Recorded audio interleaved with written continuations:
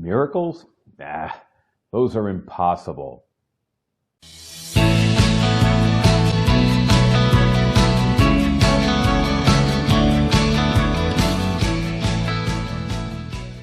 So many people feel that miracles are an impossibility. They'll say, well, science has shown miracles to be impossible, or a logical, fact-seeking person would not accept miracles as possible, or a modern person would say, oh, that's just stuff that primitive people used to believe in. Christianity depends largely on miracles being true. Miracles are throughout the scriptures, and the miracle of the resurrection is at the core of all of Christianity. So if miracles are not possible, then Christianity is not possible. So is it true that miracles are an impossibility? Well, we're going to look at 6 assumptions that people typically make when they say that miracles are impossible. And we will show that every one of these 6 assumptions are erroneous assumptions. They don't hold water. And as a result, the conclusion that they draw, that miracles are impossible, also doesn't hold water. When all is said and done, we will see that miracles are indeed possible, and that they have happened, and that they will happen. Let's take a look. So here's the first of those 6 assumptions that we can show to be untrue. The first assumption goes like this: miracles can't happen because God doesn't exist. The person is assuming that God doesn't exist because if God, the God of the Bible, exists, then it really would be no problem to believe in miracles. After all, if God created the world, then he certainly could alter the laws of nature that he himself created and produce a miracle anytime that he wanted. So you see that once you allow for the existence of God, then you can see, oh, absolutely, miracles are possible. The scriptures say that very same thing in Acts chapter 26, when we read this: "Why should any of you consider it incredible that God raises the dead, or does any miracle? If God exists, why would any miracle be impossible, or why would miracles in general not ever happen?" You would only believe that with this assumption that God doesn't exist. And once you can show that God exists, then you demonstrate that miracles are possible. So we look at demonstrating God exists in question number 3, question number 4, question number 8, and I encourage you to go and look at those. Because once we demonstrate God exists, why should we think that a miracle would be impossible or difficult for him at all?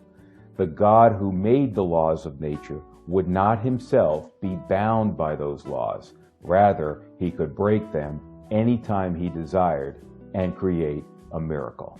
God has done that many times. He's doing it today, and he'll do it again.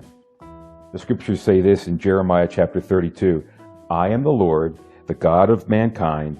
Is anything too hard for me?" Nothing is too hard for God. Once you see that God exists, you can see miracles would exist.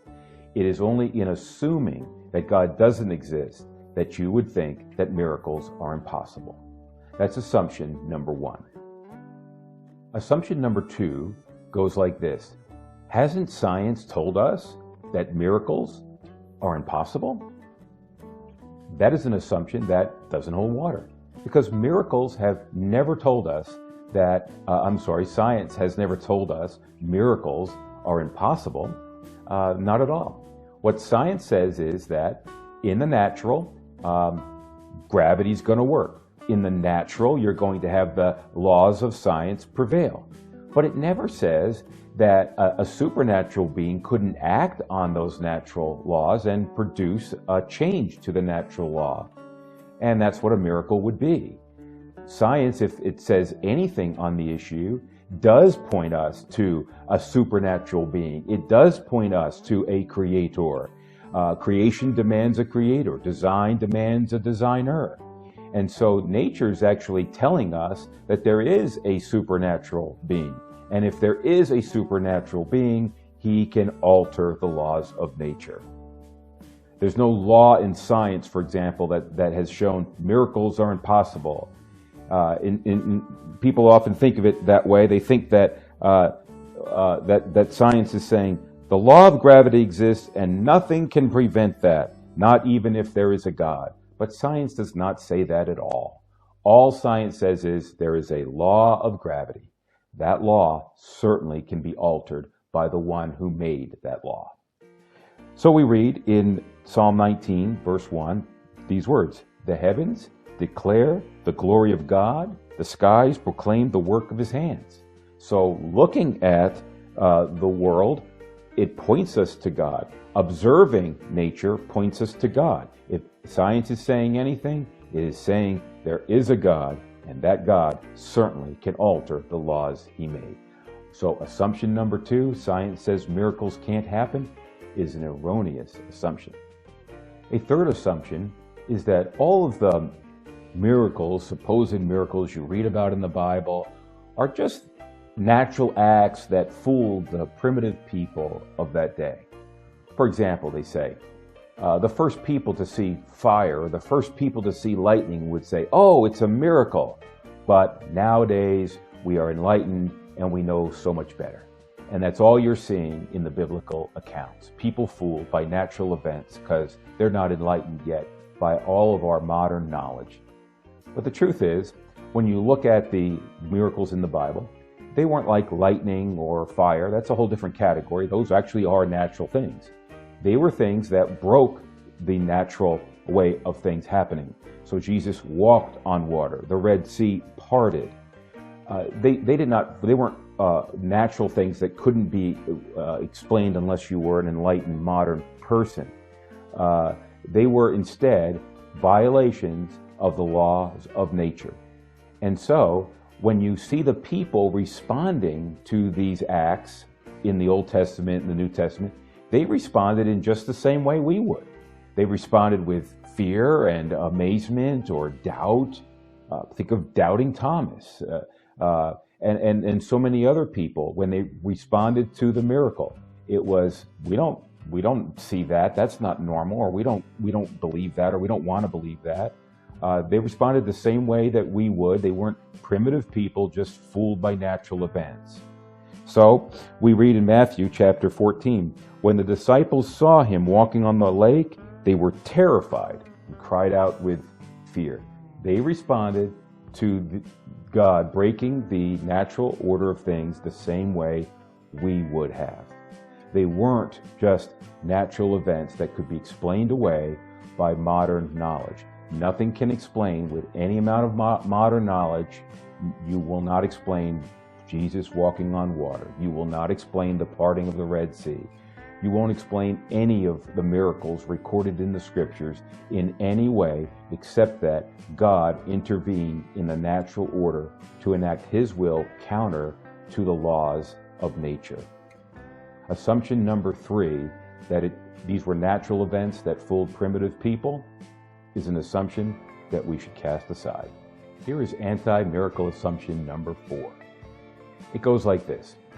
There's no way all those miracles in the Bible were true, because there were so many miracles, and we don't see that today. And these miracles were so large in scope, like the parting of the Red Sea. We just don't see that today. So it doesn't ring true because modern day seems so different than what we saw in the biblical days, the frequency and the scope of these miracles. Well, let's take a look at that for a minute. First of all, when you read about the miracles in the Old Testament, often you're reading about a miracle and then 400 years later, another miracle. But you're seeing it close together in the narrative, but a lot of time has passed. So the frequency might not be quite as you think, because you're seeing, again, a lot of time passing without perhaps realizing it as you read it, because it's just a few chapters between each other. And then when Jesus came, Jesus did many, many miracles, but that was a different time, because that was the time that the God-man, Jesus Christ, walked the earth.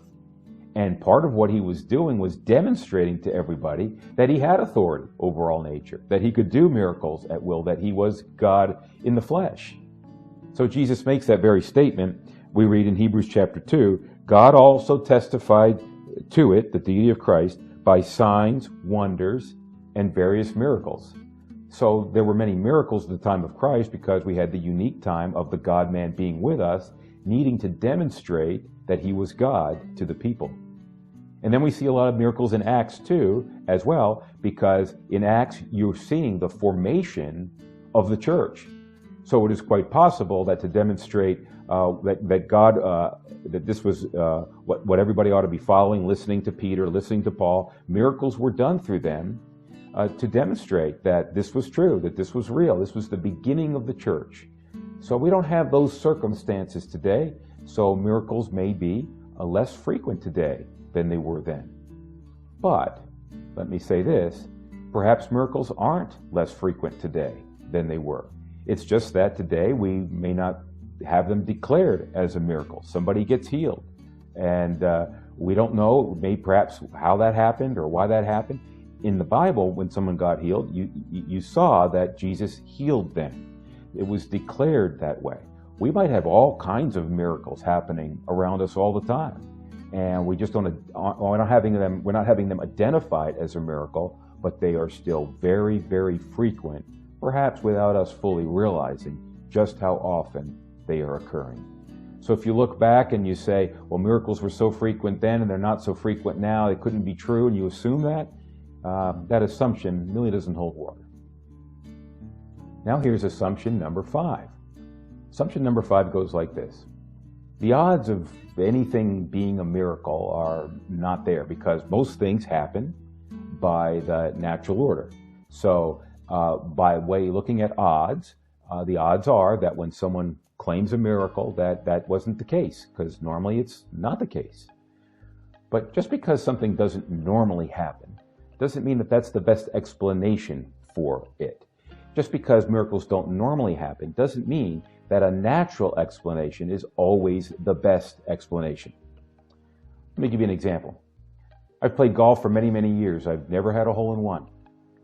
But it doesn't mean that someday if I go out there and I hit a hole-in-one and a bunch of people are watching, that because the odds of that happening are not great and because it almost never happens, that doesn't mean that what we ought to do is deny the hole-in-one because the odds are it didn't happen that way, because it almost never does happen.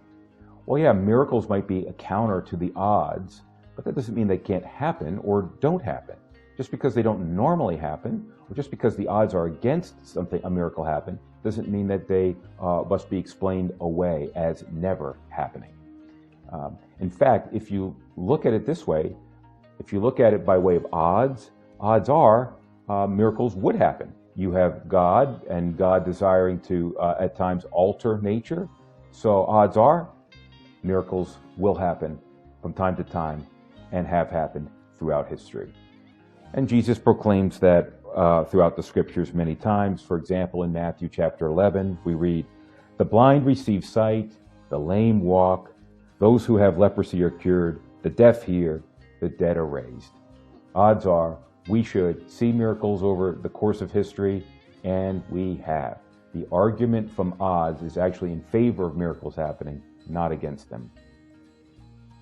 So we've looked at 5 assumptions that people use to say miracles can't happen, and we've shown why all 5 of those assumptions are assumptions that should not have been made because they aren't correct, and their conclusion, therefore, that miracles are impossible is also incorrect. Here's the 6th assumption. The 6th assumption goes like this. There are so many false claims of miracles out there that all of the claims of miracles must be false. It is definitely true that there are a lot of false claims to miracles. Many false claims today. Sometimes it's people you'll see on TV, or people with large ministries, foolish, wanting to fool everybody. Sometimes it's even well-intended people who make false claims. They will claim healing or something like that because they want to prove their faith or prove their spirituality or look spiritual by saying these miracles happened in my life.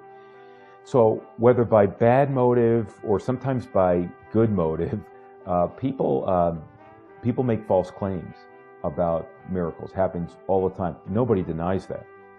And that is true in the day of Jesus as well, and it's true throughout the Bible. There was all kinds of false claims to miracles. The Bible touches on that, for example, in Isaiah chapter 44, when it says, "I am the Lord who foils the signs of false prophets and makes fools of diviners."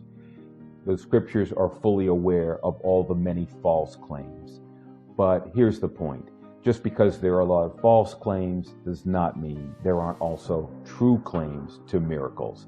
Just because you could have 1,000 people falsely claim a miracle, but that doesn't mean that Jesus didn't rise from the dead or heal the sick. It doesn't mean that the Red Sea didn't part. It's a false assumption to say that since these are false, they all must be false. You see, you have true amongst false claims, and that's always been throughout history. So that is the sixth assumption that also needs to be dropped. So when all is said and done, if there is a God, miracles are certainly possible. And not only are they possible, but they have been done throughout human history. And that Jesus Christ truly has risen from the dead, the greatest miracle of all. What goes on in the hearts and minds of so many people is that they take one or more of these assumptions and they take it and use it and say, miracles, they're not possible, and then fill in the blank with one or more of these assumptions. But as we've looked at today, none of them are factual, none of them are accurate, none of them show miracles to be impossible. Every one of these assumptions should actually be discarded. Instead, we can know and we can affirm that miracles are indeed possible. They have been accomplished by God, they are being accomplished today, and they will in the future. And that the greatest miracle of all, Jesus Christ rising from the dead, is something that God caused to happen. And we can count on it and know that that miracle is true, and every other miracle in the scriptures is absolutely true. Miracles have happened, will happen, and are happening now. Miracles are certainly possible. Thank you so much for being with us today. Hope you've enjoyed this time and enjoyed question number 28. We're looking at the top 50 questions ever asked about Christianity, and we got a lot of others that you can go and look at, the first 27, and we got a lot more to come. We're so glad you're a part of our top 50 community. And devotionals midweek as well. Check those out too. They're published new every Wednesday at 4 o'clock. So subscribe and like and share and join us for all of our videos together. And remember, for every question, there's always an answer.